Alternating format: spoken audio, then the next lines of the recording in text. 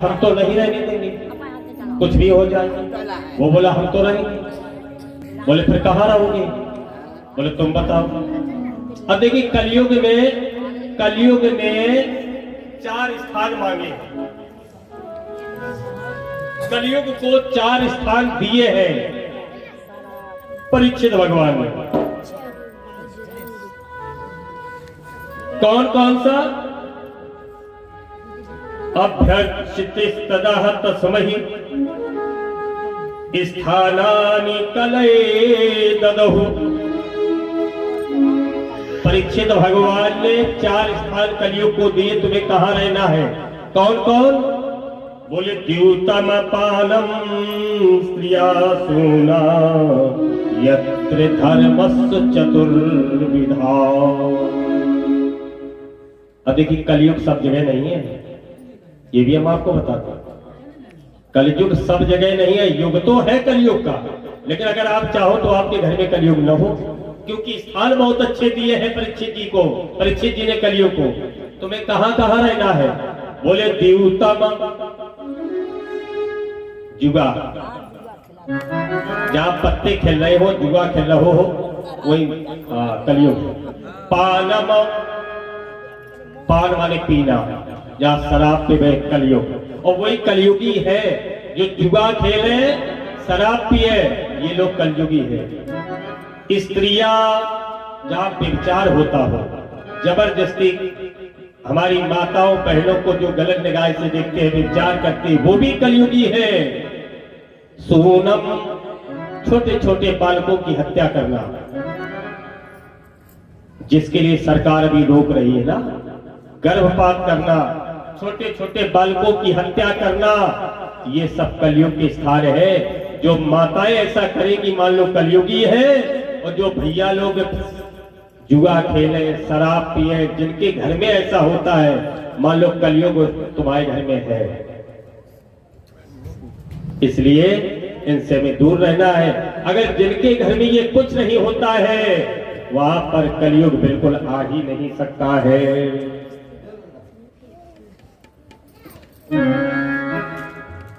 लेकिन कलयुग ने कहा 4 स्थान प्रभु आपने दे दिए, हमें और दे दो हमारे मन से। अब देखिए कौन सा स्थान मांगा। बोले बोलो। बोले 5वां स्थान हमें दे दो हमारे मन से। बोले कौन सा? बोले सोने में हमारा वास करा दो। सोना, कौन सा सोना? जो पहना जाता है, आभूषण होती जिसकी, उसमें भी हमारा वास होना चाहिए। परीक्षित जी ने कहा तथास्तु, ठीक है सोने में वास हो जाएगा। लेकिन परीक्षित जी सोने का मुकुट लगाए थे, तो उसमें भी कलयुग का वास हो गया। इसीलिए उनकी बुद्धि खराब हो गई थी। महाराज सोने में वास हो गया। अब आप लोग एक ध्यान रखो, सोना ज्यादा न पहनो। सोने के पीछे बड़ी लड़ाई हर साल। अब ये बनवा दो 3 खंड की, 4 खंड की, तो कुछ लड़ाई। सोना ही बड़ा गड़बड़ है, क्योंकि कनक कनक ते 100 गुनी, और मादकता अधिकाए, या खाए बौराई जगो, वा पाए बौराई। कनक माने सोना, कनक माने धतूरा। सोने में धतूरे से 100 गुना ज्यादा नशा है। धतूरा एक फलों का नशा कम हो, सोने में बहुत बड़ा नशा है। क्योंकि धतूरा जब खाया जाता है तब आदमी पागल होता है, और सोना केवल मिल जाए, खाओ नहीं, केवल सोना हो जाए। जिनके पास 10-15 तोला सोना हो, उनकी चाल देखिएगा क्या अच्छी होती है। बात नहीं करती जल्दी पलती किसी से। 3-3 प्रकार के हार पड़े हो, ब्रजवाला, झाला, जो भी हो, बहुत कुछ है तो बातें नहीं करता किसी से। या किसी के पास बहुत रुपया हो, तो सोने में कलयुग का वास है। ज्यादा सोने के चक्कर में न पड़ो। जो ज्यादा सोते हैं वो भी कलयुगी है, और ज्यादा सोना जो पहने वो भी कलयुगी है।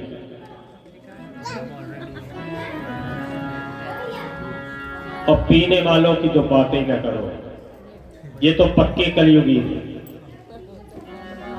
हमने एक पीने वाले के मुख से सुना, हमने कहा यार पिया न करो। एक दिन कथा कहने के उन्हीं के घर में निमंत्रण था, वो हमारे गांव की बिटिया थी, और जब वो निमंत्रण करने आए हमारे गांव के जो दामाद थे तब भी पिए थे। हमसे बोले पंडित जी शाम को लेता है तो आओ, हमें आओ। अब पहुंचे, उन्हें बताओ हाँ खाना बना लियो। अब वो बिटिया के पास जाओ, पहुंचे हमारे गांव की बिटिया थी, कल चाचा नहीं हाँ कल पियत बहुत, इनके कुछ बताओ समझाओ। हमने समझाने की बहुत कोशिश की, कले महाराज तुम खाना खाओ, दक्षिणा ले तो आराम से जाओ, ये बातें है न करो पिया पाएगी। अच्छा पीने वाले कहते क्या है, बोले चाहे महुआ हो अंगूरी, बोले तो कुछ भी हो, बोले चाहे महुआ हो अंगूरी है पीना बहुत जरूरी, बिन पिए चैन ना आए, पीने वाले को पियो चाहे लोटा तक बिछाए।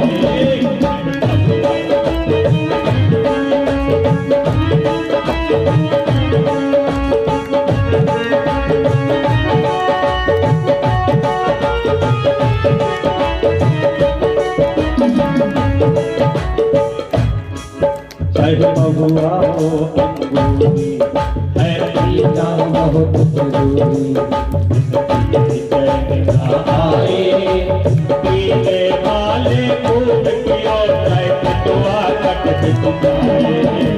महुआ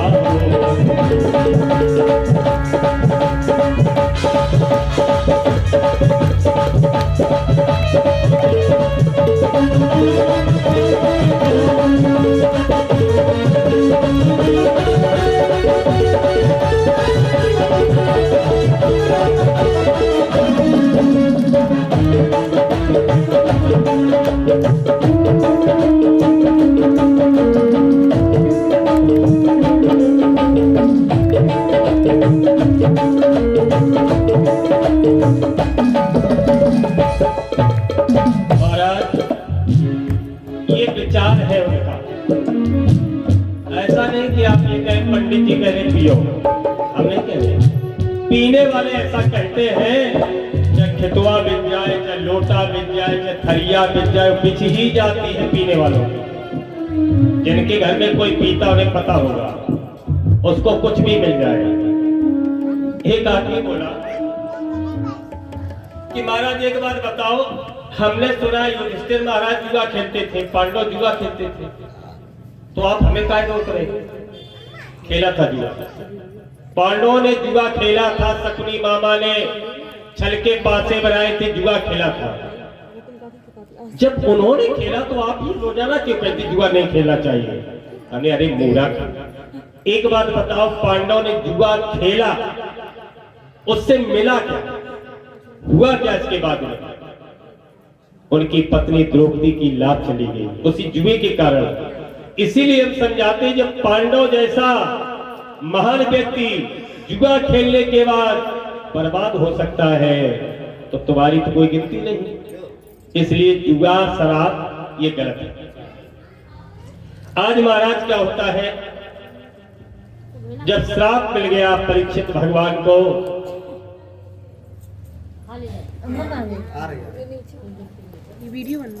तो परीक्षित जी को जब ये पता लगा कि मुझे आज के 7वें दिन तक्षक नाग डसेगा, परीक्षित जी बहुत दुखी हो जाते हैं। अब मैं क्या करूं? महाराज परीक्षित जी आज गंगा के किनारे बैठ गए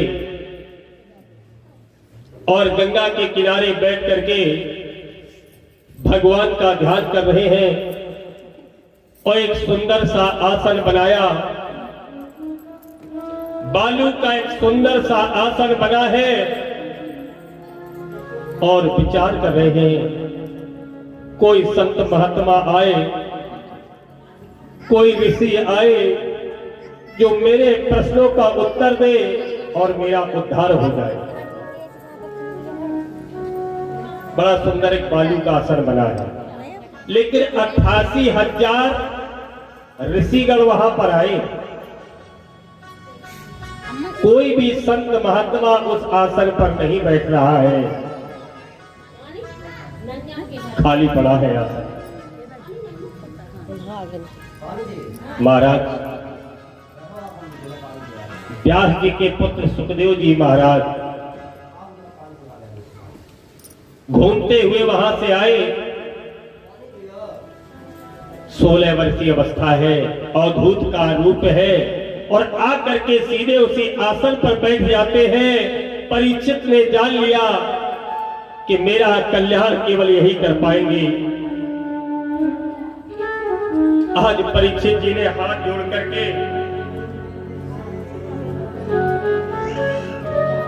कहने लगे कि महात्मन,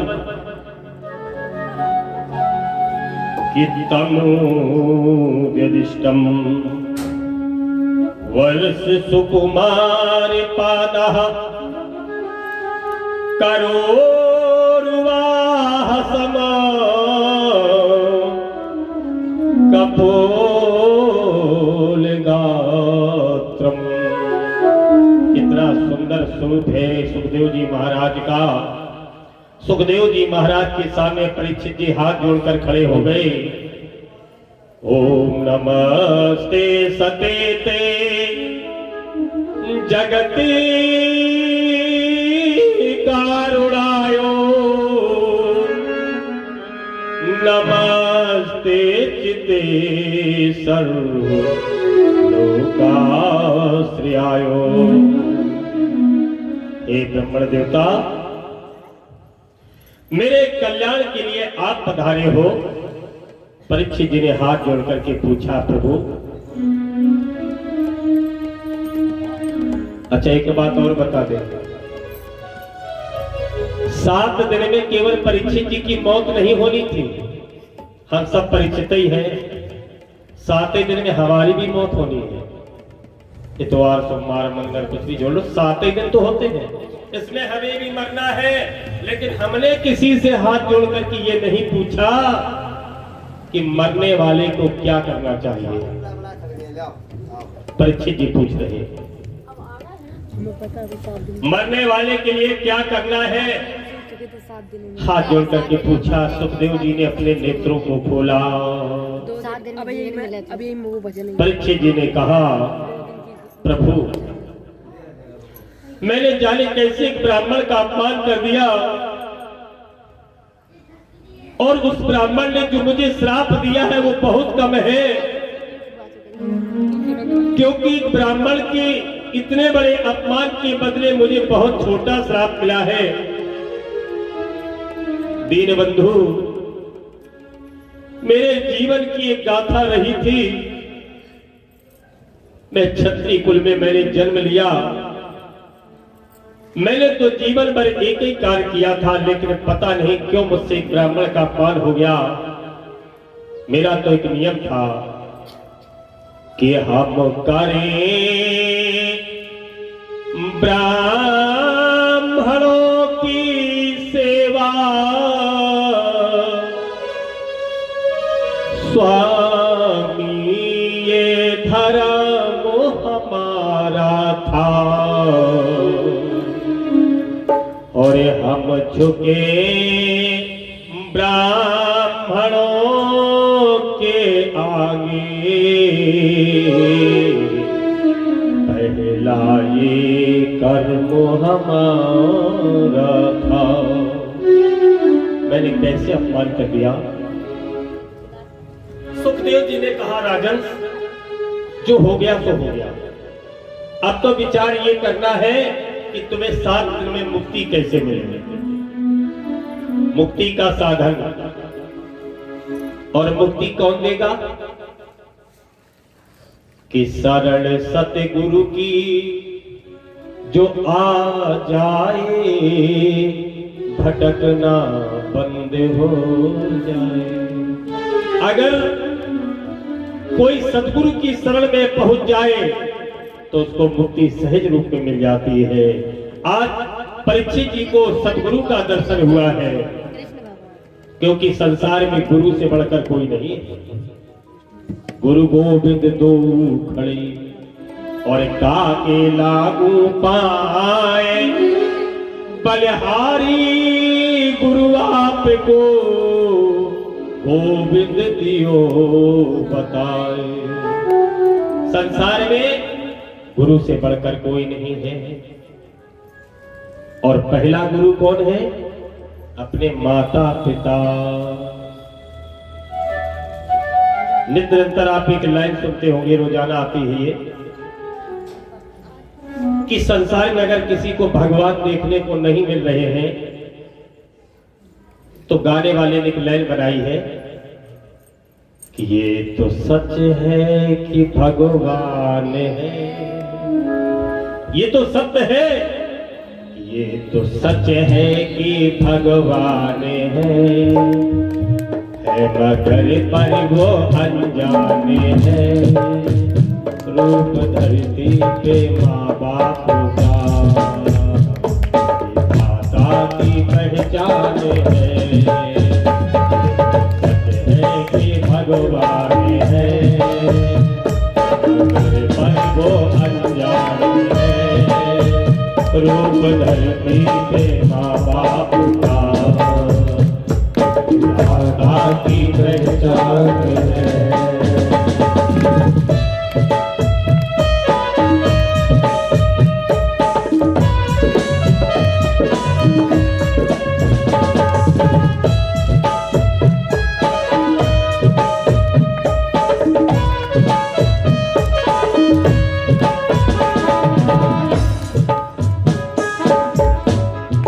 संसार में आप ये कह रहे होंगे, सोच रहे होंगे कि पंडित जी केवल एक लाइन कह देते फिर नहीं बोलते। अगर मैं पूरी लाइनें मैं कहूंगा, पूरे गीत गाऊंगा तो मैं कुछ कह नहीं पाऊंगा। दूसरी चीजें हमें थोड़ा सा कहीं कहीं बताना है। गाने के लिए लोग बैठे हैं, अगर आपको सुनना होगा पीछे में सुनवा दिया करेंगे।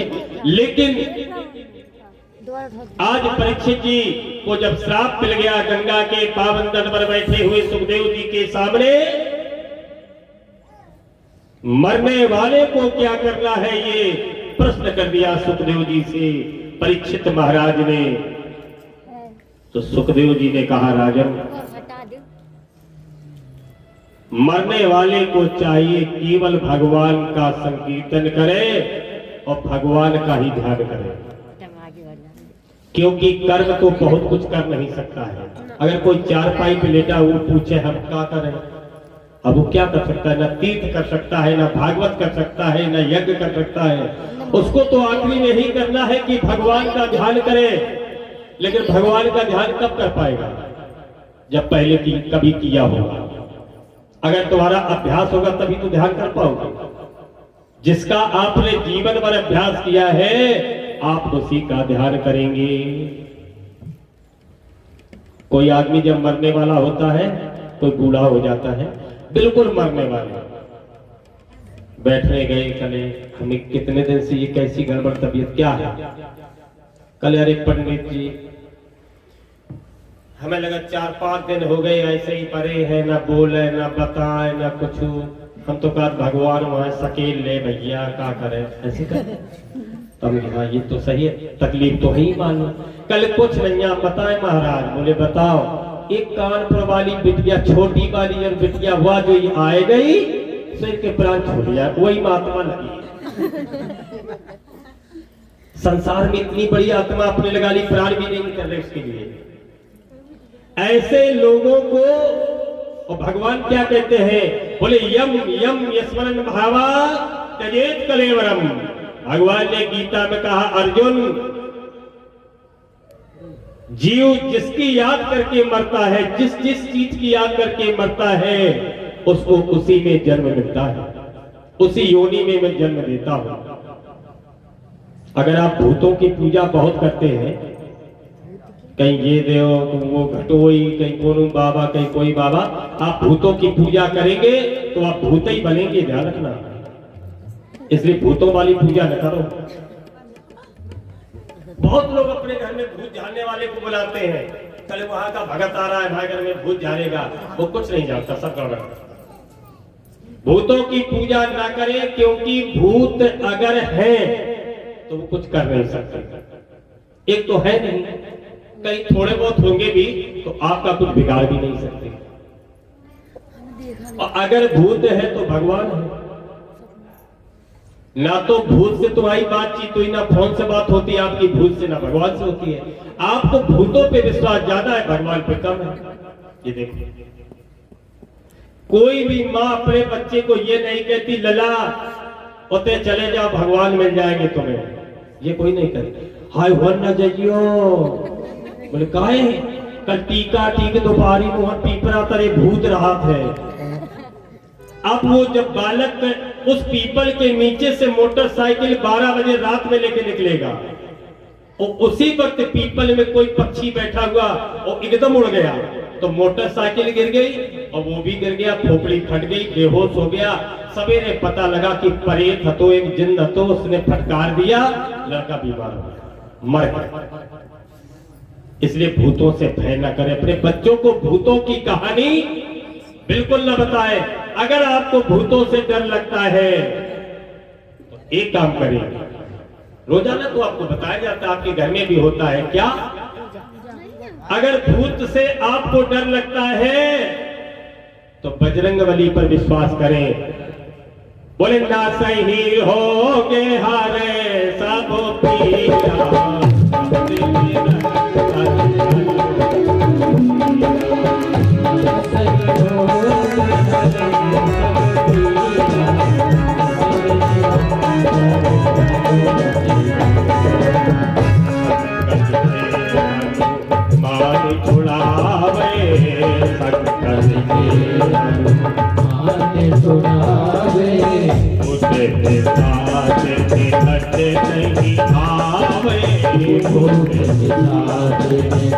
नहीं आवे, जय जय जय हनुमान, जय हनुमान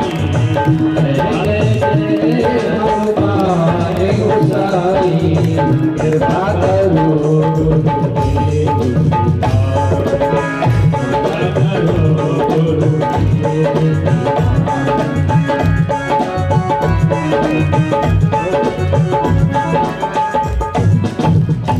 बंधुओं, संसार में अगर भूत है तो कुछ कर नहीं सकता है, और नहीं तो फिर ये मानो है ही नहीं। इसलिए घबराओ नहीं भूतों से। अगर अपने बालकों के अंदर भूत वाली कहानी भर दोगे तो जिंदगी में कुछ नहीं कर पाएंगे, टॉयलेट करने भी नहीं जाएंगे। रात में 12 बजे तुम्हें जगाएंगे, मम्मी मम्मी कहा है टॉयलेट लगे। अब बताओ, रात में जब टॉयलेट कराओ, चले जाओ, मम्मी भूत है। इसलिए भूतों के विषय में न कहो, भगवान की कहानी बताओ, भूतों की कहानी मत बताओ बच्चों को। इतना मत डरवाओ कि भूत है, कहीं कोई नहीं है। आपने देखा होगा, एक कोई मंत्री बनता है या विधायक बनता है, जब उसकी विधायकी खत्म हो जाती है तो उसकी गाड़ी में क्या लिखा जाता है, भूत पूर्व। भूत पूर्व, वो अब इस समय भूत बन गया, खत्म का। अब उस भूत से ये पूछो कि हमारा आप कुछ काम कर सकते हो, वो कहेगा हमारी सत्ता नहीं भाई, हम तो बेकार, हम तो बेकार है, क्या करेंगे भाई हमारी कुछ, अब हम तो हार गए। हारा हुआ भूत बनता है, जब मर गए हैं कोई वो भूत बने, जब जिंदा में उन्होंने कुछ न कर पाया तो भूत बन के क्या करेंगे तुम्हारा। इसलिए भूतों से मत डरें, कथाओं का यही सार है। अगर हम केवल ये कथाएं, भागवत की केवल कथाएं सुनाएं तो लाभ ज्यादा नहीं मिल पाएगा। हमें ये भी देखना है, कुछ सामाजिक बातें सीखनी है, भूतों से नहीं डरना है, भगवान पर विश्वास करना है, वही सब कुछ करने वाले हैं। जाको राखे साइया मार सके ना कोई।